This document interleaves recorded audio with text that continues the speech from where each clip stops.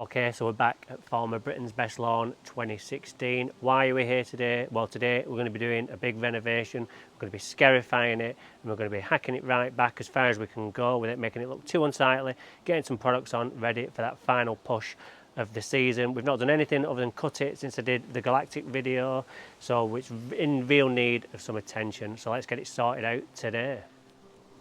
Okay, what have we been up to since we were last here doing that area there with the top dressing? We just levelled that area off because it just sunk a little bit, but it's blended in perfect. Everything that we put on before has now made it real blending nice, and I just think when it was limey green, that was just because it was new and it just had that youthfulness about it, and since it's been able to just mature on its own, it's just blended in as I thought it might do. But I was a bit worried, I'll be honest. Over there we did that as well, didn't do a video on that because I was just under pressure to get it done, just didn't have time.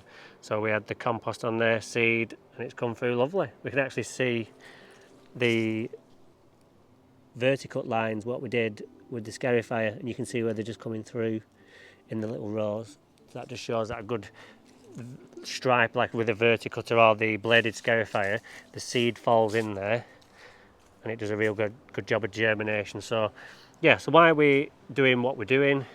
It's because it just needs thinning out. If you just have a look up close, it's just real thick, too thick. So what we want to do is we want to thin it out because we're going to be feeding it and we're going to get new growth. We want to make room for that. If we just put feed on this, it's just going to be even thicker and we're just going to get loads of disease, which is what we don't want. So we just have a look up close. We can just see we get loads of necrotic growth. So we want to do the best we can with the scarifier, get that out, whip this back. It's currently being cut at 25mm, but we'll take a bit more off. And again, just allow room for some new growth, just so that we're not ending up with a spongy lawn come the end of the year. We're in a real good place. A bit of annual meadow grass knocking about. So what we want to do first, before we start scarifying and dispersing all the seed heads, we're just going to walk over like here. I can just see some. Oh no, that's not. I thought that was annual meadow grass seed head. It's not. But there was some the other day. Hopefully it's regrown, and I'm just going to get my fork out and just, there we go. So there's some there. So if we just go in with a scarifier, there's a good chance we're just going to spread all that seed around, and then we're going to have a big problem, because at the minute it looks like we don't have an annual meadowgrass problem and we can't see it, but there's a bit more. So we need to get this out, because in the winter when the ryegrass just knocks back a little bit and just starts to reseed, not in like reseed as in reseeding, but reseed as in go backwards, then the annual meadowgrass has a chance to grow then, and that's then when we turn up in March and we've got a real big problem. That's because the seed that was already there has been able to grow over the winter, because it loves water. Plenty of water in the winter means big annual meadowgrass patches. So we'll try and go one step better this year, so when we come back next year we don't have to dig up all them big patches like we did this year. So let's get our fork out and I'll show you how we do with this. Okay, so we've got a piece of annual meadowgrass there. So what we want to do is, where that actually is, it's probably not growing there. So if I was to go like that and bring that up, it's not actually there. What you want to try and do is follow the stem back and just prise anything up gently. So there's another little bit there. And then dig underneath that bit. And we've got the base of it there. And we'll pull that out. Nice and easy. You can see it's quite a big plant. Got that out. It didn't look that big.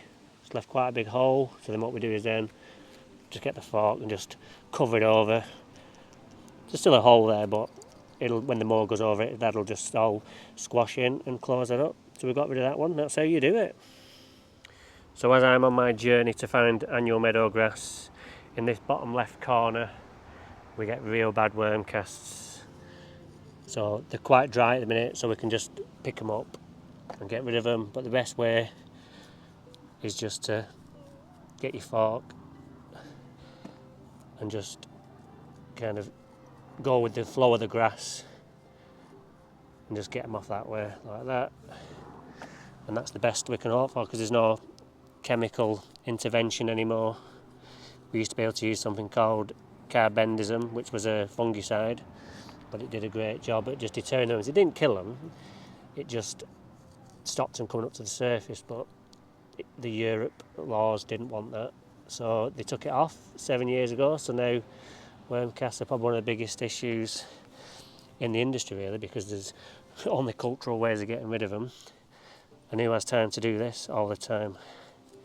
So sometimes you've just got to give in and just squash them and then just admit defeat. But at the minute there's not that many of them really, so we can just take our time and do this and just get our fork.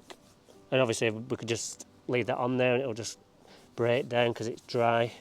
Problem is when you get the wet soil coming up and they're just really clayey and silty, and they just, even a fork won't work. But at the minute the fork's doing a job. So just that quick walk over, pulled all that out. There's probably more in there, I just can't see it because there's no seed heads, but every time I see a seed head I'll just get the fork out and pull it out.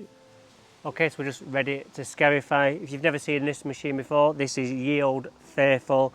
I've had this since 2007, so it's very old, so we need to look after it. It's a bladed scarifier. So what we have is verticutting blades. 1, 2, 3, 4, 5, 6, 7, 8, 9, 10, 11, 12 in there.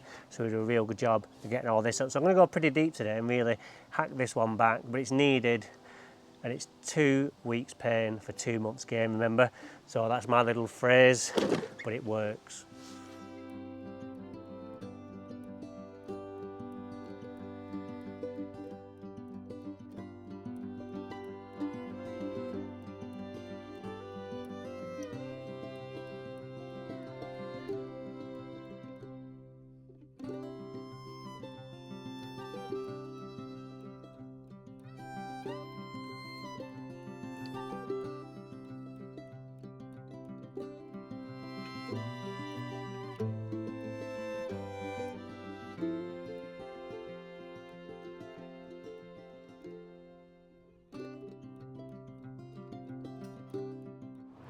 Alright, why have you done that? I hear you ask. Needed it. Look at how we've pulled out. So that was all in the lawn, all making it all hot and sweaty. Now we've freed it up, so it'll be a lot happier because it was looking a little bit sorry for itself. So what we're going to do now is, normally I'd get the rake out and rake it up, but I think we'll get away with the rotary mower on number 3. Pretty sure of it. If not, we'll have to get the rake out, but I'm hoping we'll get away with the hater. Before we get the hater out, quick look up close. Just move some of it out of the way. So now we've revealed, we can see the soil, which is always a good sign. A lawn should never really be 100% thick, so you can't see the soil. That means air can pass through. So let's get that mower out.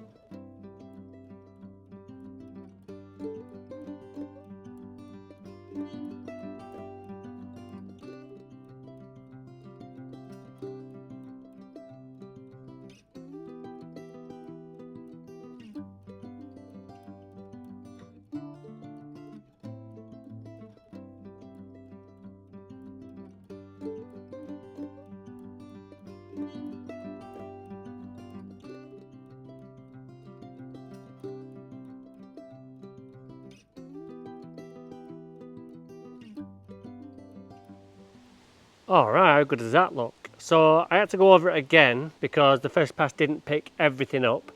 I'll go over it with the cylinder now, but that's not going to pick up what was left. So it's dry enough, which is surprising because at this time of year, with all the rain we've had, this lawn is usually very wet, especially in the middle area, but not this year. It's looking absolutely fine. So we'll just have a closer look.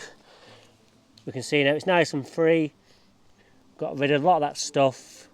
So it just feels a lot nicer, and when we groom it, it looks a lot nicer because we've got all the grasses stood on end and they're reflecting the sun better. I saw a post by Alec yesterday, and it looked like Alec Austin had been doing the same at his house, and he showed the difference between the two stripes, groomed and ungroomed, and you could definitely see a difference in the groomed lawn. So what we're going to do now is, like I said, we'll get the sterling out, we'll give it a cylinder cut, and then we'll be ready to get some products on. Alright, we've got the Alec sterling out. Now what I'm going to do is I'm going to cut it at 25. Because we've scarified and taken out a lot of that mass, what's going to happen is we're going to sink a little bit from where we were cutting at 25 before, so we're actually going to be lower. So we don't need to adjust the height of the mower. We've adjusted the height by taking out a lot of that thatch that we took out. Now if you're enjoying the video, watch right to the end because there's a little gift for you. I'm saying no more, so let's get cracking.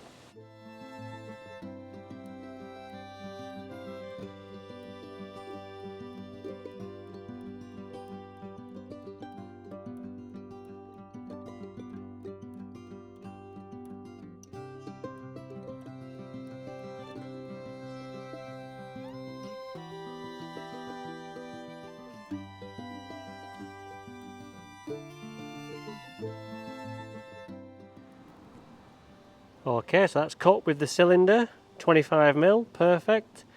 Now time to get on with some products.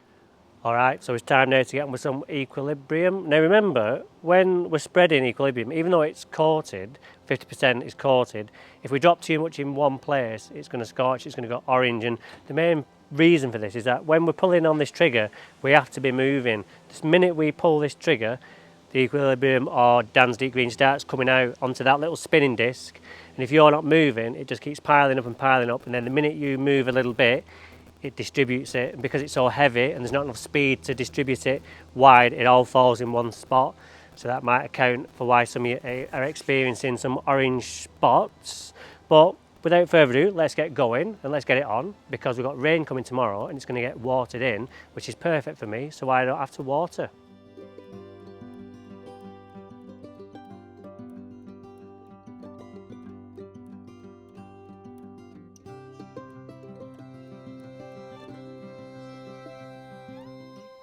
Alright, we've got our spray ready to go. It's a bit windier than I would have liked, but we're just going to do it because we're here. What have we got in the tank?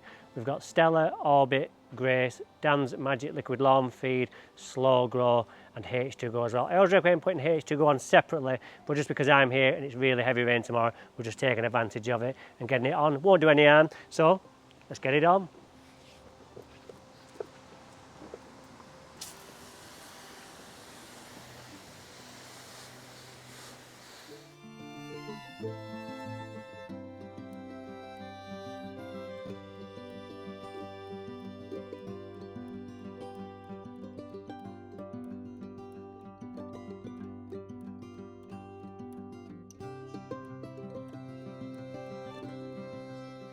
Alright, that's a good afternoon's work done. It took me 2.5 hours to do all that. What have we got to do now? We're just going to let nature do its thing and water it in tomorrow. I'm guaranteed on the BBC weather app, 95% chance of heavy rain from 6 in the morning till 1 o'clock in the afternoon, and then I'm off to the match. So if you want to see lawns being turned around like this, join us next time on Daniel Hibbert Lawn Expert. And if you want to see how this one got to this stage, then just check out these videos here, and you'll be able to see how we got this looking that good from May. So take care and we'll see you soon.